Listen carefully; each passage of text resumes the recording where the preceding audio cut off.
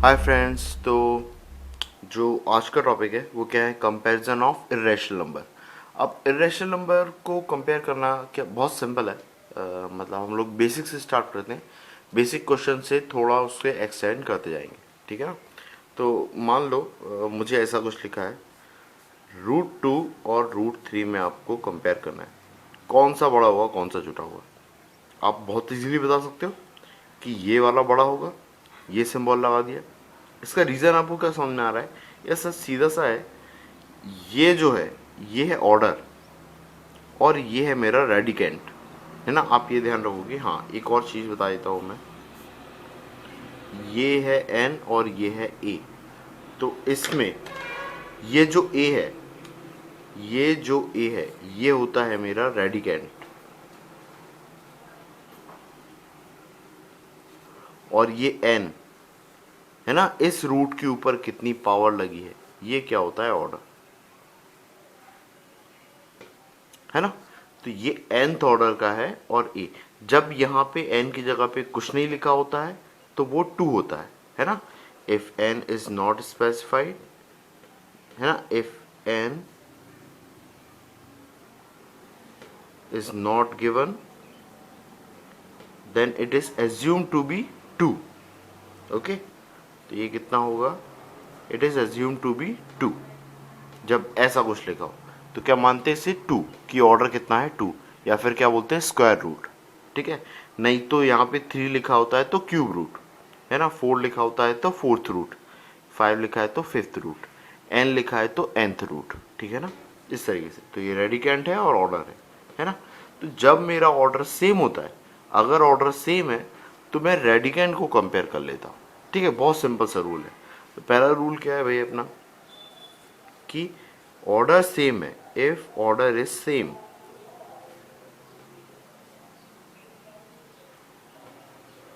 Order अगर मेरा same है तो क्या करना है आपको, कंपेयर रेडिकेंट,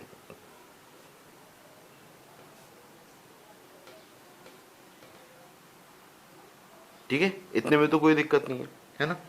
लेकिन अगर मेरा ऑर्डर सेम नहीं हुआ, ठीक है, अगर मेरा ऑर्डर सेम नहीं हुआ, मेरा क्वेश्चन कुछ इस तरीके से आ गया, ये आ गया 2 और ये आ गया ऐसा कुछ, है ना। तब कैसे बताऊंगा, अब मैं अभी बोल नहीं सकता क्योंकि अब ऑर्डर अलग अलग है ना। तो ऑर्डर डिफरेंट है, तब क्या करेंगे, तो जब ऑर्डर डिफरेंट होते हैं तब हम ऑर्डर का एलसीएम ले लेते हैं, ठीक है। अब यहाँ पे कुछ नहीं लिखा है, इसका मतलब बाय डिफॉल्ट कितना है 2, है ना। तो आपको क्या करना है, अगर ऑर्डर डिफरेंट है तो आप क्या करोगे, एलसीएम लोगे, ठीक है। तो आपका सेकंड केस ग्रीन से ही लिखते हैं, ग्रीन पेन से, ठीक है। तो ऑर्डर डिफरेंट है अगर आपके, इफ ऑर्डर इज डिफरेंट, तो आपको क्या करना है, आपको लेना है एलसीएम, किस किस का, ऑर्डर का, ठीक है ना। इस केस में क्या क्या है, 2 और 3, तो आप लोगे एलसीएम, आप किसका लोगे, 2 और 3 का। कितना आया वो आया है 6। कितना आया है 6।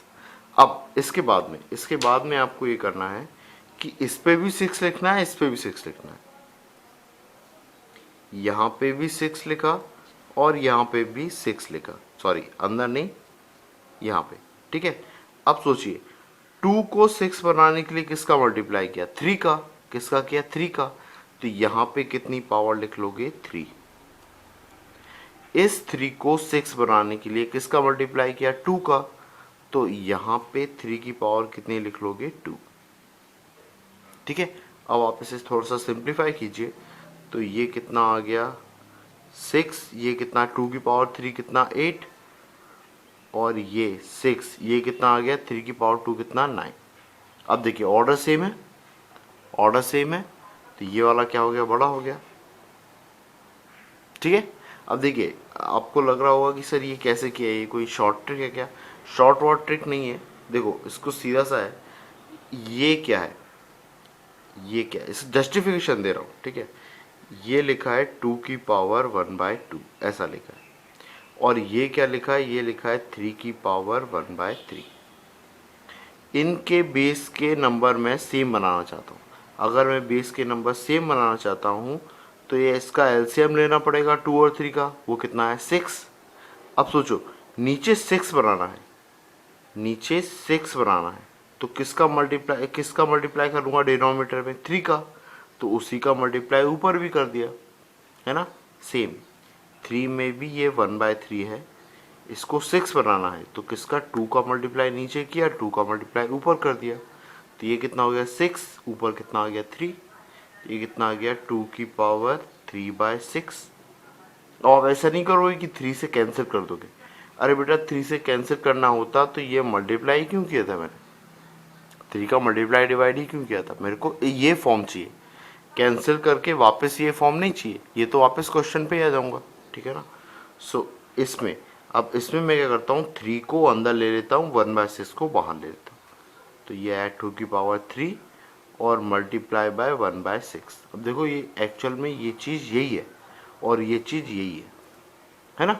और इसको अगर मैं रेडिकल के फॉर्म में लिखना चाहता हूँ तो 1/6 पावर क्या बताती है, 6 ऑर्डर किसका 2 की पावर 3 का। अब देखो ये आ गया, सेम आ गया, है ना। तो कुछ नहीं, ये वही तरीका है, बस ये 2-4 स्टेप से बचने के लिए आपको एक बस शॉर्टकट बता दिया कि ऐसा ऐसा करना है आपको, है ना। सबसे पहले चीज़ क्या लेना है, एलसीएम किसका, ऑर्डर का। आपने ऑर्डर का एलसीएम लिया, जो टर्म बचा मल्टीप्लाई करने के लिए वही पावर में लिखा, है ना। जैसे कि 2 था, इसको 6 बनाना है तो 3 का मल्टीप्लाई किया, तो 3 की पावर में यहाँ पे लगा दूंगा 2 की पावर 3। इसमें 2 का मल्टीप्लाई करना था तो 2 पावर में लिख लिया, ठीक है। तो ये एक तरीका है ना। इसके बाद कंपेयर कर लिया, है ना, ठीक है। इसको भी ऐसे ही करोगे तो ये भी ऐसे ही हो जाएगा, है ना। अब इसके बाद में अगला केस लेते हैं। अब देखिए एक और आपको क्या आता है, जैसे arrange in increasing order, increasing या डिक्रीजिंग ऑर्डर, 3 नंबर 4 नंबर दे देते हैं और फिर ऐसा कुछ लिखा होता है। सेम प्रोसीजर क्या करना है, ऑर्डर डिफरेंट है, आप क्या बनाओगे, एलसीएम लोगे, ठीक है। तो आपने एलसीएम लिया किन का, ऑर्डर का। ऑर्डर आपके क्या क्या है, ये है 2, ऑर्डर यहाँ पे कुछ नहीं लिखा है तो 2 है, तो 2 3 4 इसका आपने एलसीएम लिया, कितना आया 12, इसका एलसीएम कितना आया 12। अब मेरे को यहाँ पे क्या चाहिए 12, तो 2 की यहाँ पे मैंने 12 लिखा, 12 को 2 को 12 बनाने के लिए किसका मल्टीप्लाई करूँ, 6 का, तो 2 की पावर कितनी लिखूँ 6। फिर सेम यहाँ पे भी मैं क्या लिखूँ 3, ओ सॉरी 12, है ना। तो 12 बनाने के लिए 3 को 12 बनाने के लिए किसका 4 का, तो 3 की पावर 4। सेम 4 को 12 बनाने के लिए 3 का मल्टीप्लाई, तो 7 की पावर 3 और यहाँ पे 12। अब आप कैलकुलेट कर लो, ठीक है। तो ये नंबर क्या आ गया मेरा, ये 12 है, 2 की पावर 6, 2 की पावर 5 होता है 32, तो 6 हो जाएगा 64, 3 की पावर 4 होता है 81 और 7 की पावर 3, 7 की पावर 3 कितना होता है 49 343, तो ये हो जाएगा 343, होपफुली 343 होता हो, है ना, देख लेना एक बार, ठीक है। अब इसको इंक्रीजिंग ऑर्डर पे जमाना है, ये इंक्रीजिंग ऑर्डर में ही जमे हुए। इंक्रीजिंग ऑर्डर क्या होता है, छोटे से बड़ा होता है ना, छोटे से बड़ा, ये ऐसे ही है, ठीक है ना।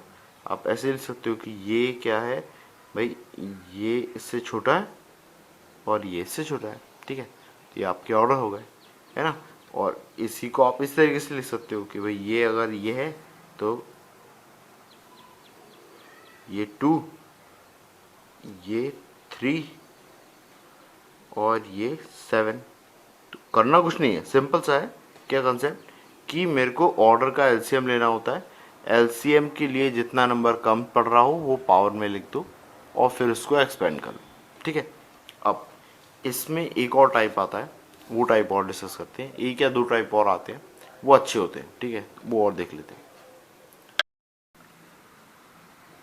अब देखिए अगला जो पार्ट है मेरा, वो क्या लिखा हुआ है, 2 + √5 2 + √7, इनको कंपेयर करना है।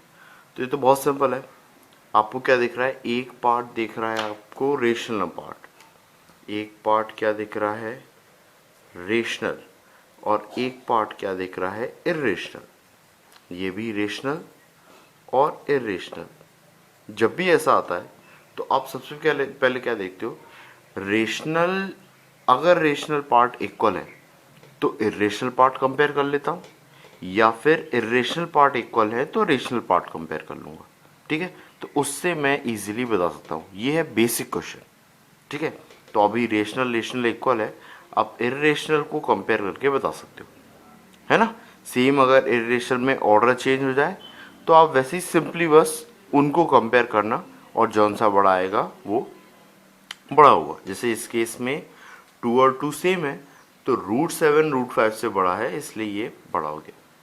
ठीक है, सेम अगर आपका एग्जाम्पल कुछ इस तरीके से आ जाए, 3 प्लस √6 और 5 प्लस √6, तो ये और ये सेम है, तो आपने इन दोनों को कंपेयर कर लिया, ये बड़ा है तो आपने ये साइन लगा दिया। ठीक है, अब देखिए, अब दिक्कत क्या आती है, दिक्कत तब आती है जब मेरा कुछ इस तरीके से लिखा हो, जैसे कि यहाँ पे लिखा है, एक सेकेंड, चलिए मैं क्वेश्चन पहले क्रिएट कर लेता हूँ फिर आपको बताता हूँ। ठीक है, देखिए क्वेश्चन कुछ टाइप से लिखा हुआ है, 3 प्लस √7 और 2 प्लस √12। अगर मेरे नंबर कुछ इस तरीके से लिखा है, 3 प्लस √7 और 2 प्लस √12, तो इनको कैसे कंपेयर करोगे, रियल और रियल पार्ट भी इक्वल नहीं है ना, सॉरी रेशनल और रेशनल पार्ट भी इक्वल नहीं है, इरेशनल पार्ट भी इक्वल नहीं है ना। और ऐसा भी नहीं है एक का रेशनल दूसरे के इरेशनल से बड़ा है पर इरेशनल में छोटा है, तो मैं एकदम से नहीं बोल सकता कि यार क्या हुआ, है ना। इस केस में मैं क्या करता हूँ, अगर मेरा ये ए है, ये अंदर का नंबर, ये पूरा नंबर बी है, वैसे ये सी है और ये मेरा डी है, तो मैं क्या चेक करता हूँ, a square plus b square और c square plus d square equal है क्या। अगर ये दोनों इक्वल हैं तो मैं ये क्वेश्चन सॉल्व कर सकता हूँ, a square plus b square equal to c square plus d square है तो क्वेश्चन ये सॉल्व हो जाएगा।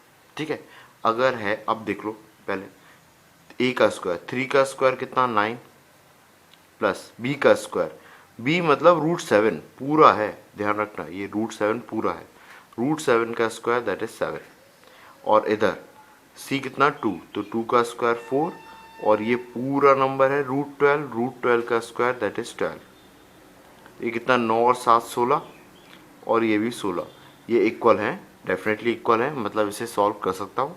सॉल्व करने का प्रोसीजर बहुत सिंपल है, स्क्वायरिंग बोथ साइड। क्या करना है आपको, स्क्वायरिंग बोथ साइड।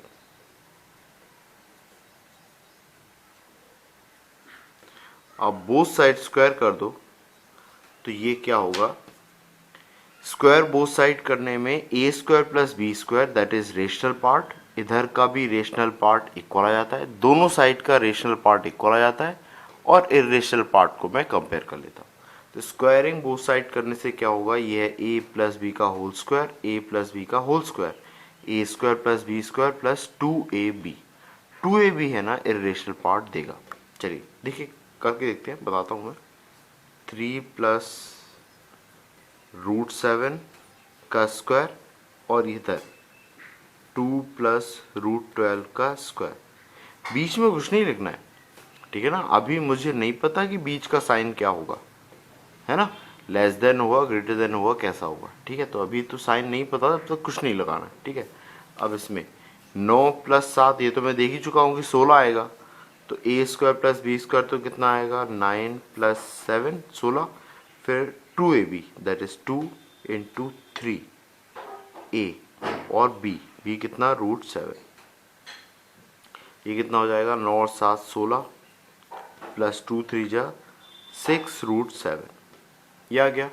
अब इसको करोगे तो ये कितना आ जाएगा, 2 का स्क्वायर 4, √12 का स्क्वायर 12 प्लस 2 × a कितना 2 और b कितना √12, ठीक है।